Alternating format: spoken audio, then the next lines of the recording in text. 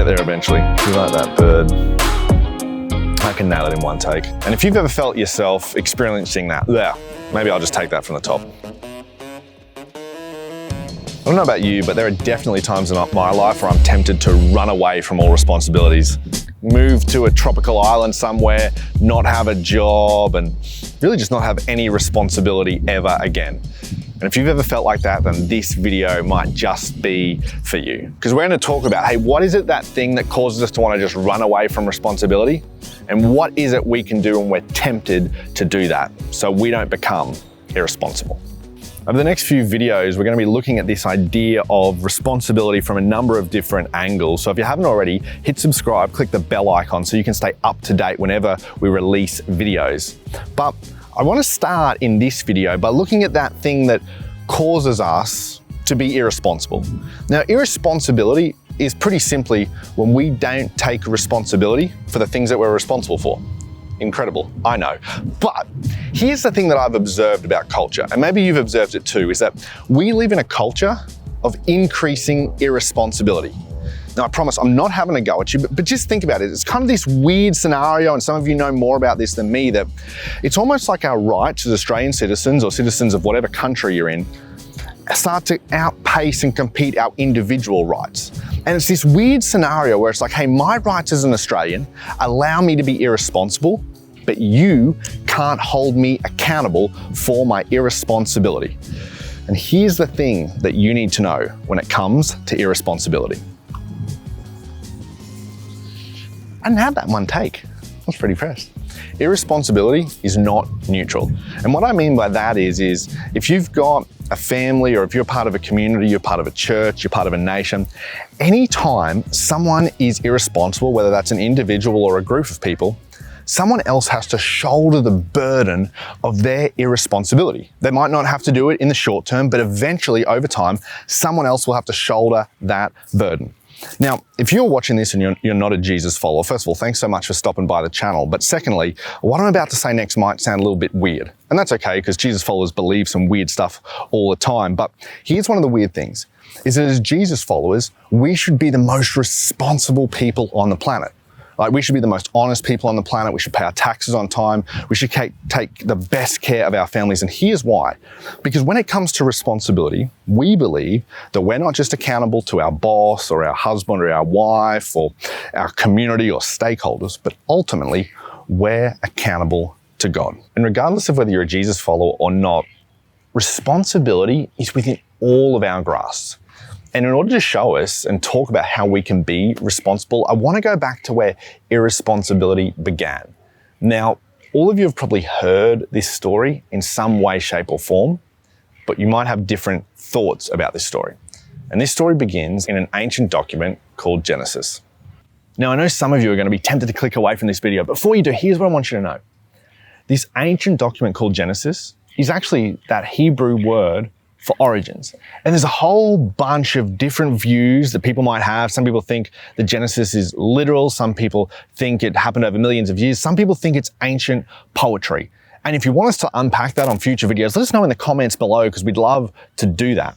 But here's the thing that I just don't want you to miss, regardless of whether you're a Jesus follower or not, is you can get something out of what we're going to talk about, regardless of how you think about Genesis. Right at the very start of that document, God creates human beings, the world and everything in it, and he gives human beings one responsibility. He says, be fruitful and multiply. In other words, go and have some babies. There's no 10 commandments, there's no rules. And what this highlights to us is that you and I, we were created for responsibility.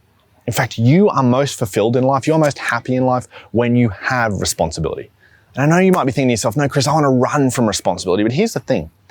You've never met a happy, irresponsible person. Irresponsible people are always unhappy. They're always weighed down with guilt, and sometimes they're weighed down with shame. The story continues, and if you're familiar with the story, you know it goes downhill really, really quickly for Adam and Eve from this point on. God does end up giving them one rule. He's like, you got all this responsibility in one rule, and they break the rule. And then what happens after they break the rule is this incredible dialogue happens between God and Adam and Eve, where God is strolling in the garden and he turns to Adam, or doesn't turn to him, he's actually walking. He goes, hey Adam, where are you? Now this is not like God forgetting where they are. This is giving them an opportunity to come out and have a conversation. And finally they come out. And God they have this conversation, and God says, well, how did you end up figuring out you were naked? And this is Adam's moment. It's his moment to take responsibility for the decisions that he's made.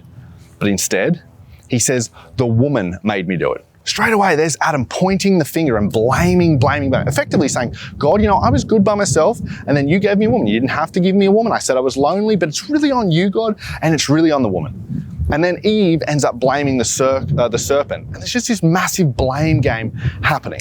And here's the second thing we learn about irresponsibility from that conversation. Irresponsibility leads to conflict. See, where there is irresponsibility, there is often blame. And where there is blame, there is so often followed on its heels shame and guilt. And just think about this. It is so rare for someone to stick their hand up and go, you know what, that is my responsibility. Now, it's my fault. That's actually a different conversation. But it is so rare to say, you know what, that's my team. That's my area. That's my department. That's my responsibility. That was my area of the house. It's my responsibility. I'll take care of it. And there are so few times in our lives, in fact, I would say never, that we think to ourselves, you know what, I hope I grow up to be someone who shifts the blame. I hope I work for a boss who always finds fault and points the finger at me. I hope my son or my daughter, or that I date someone who always shifts the blame. None of us want to be that person, and the good news is you don't have to be. You and I can be people who take responsibility. Here's how. Pay attention to the blame. What that looks like is, for the next week or the next few days, every time you get into a conversation, you're tempted to say, it's your fault. I want you to pay attention to those moments, because that's when you're shifting the blame. I also want you to think about that in your own life as well. When are you tempted to say to yourself, hey, well, it's been a big day, or it's been a big week, or it's been a stressful month, so therefore I can. Pay attention to those moments that you shift blame. And then if you really want to be a rock star at taking responsibility, you can do this second thing, but this is optional. Ask the question, what part of this conflict is my responsibility? It might be a little part, it might be a big part, but I want you to take the time to figure out, hey, what is it in my life? What is it in this conflict right now that I have to take responsibility for? If you begin to do both of those things, or just simply one of those things, you will begin to embrace the responsibility that you were created for, and you will begin to take responsibility for your life. Hey, thanks so much for stopping by. If you like this video, give it a thumbs up and subscribe to stay up to date on all the future videos we release. And if you stayed all the way to the end, let me know, what is your favorite summer jam of 2022?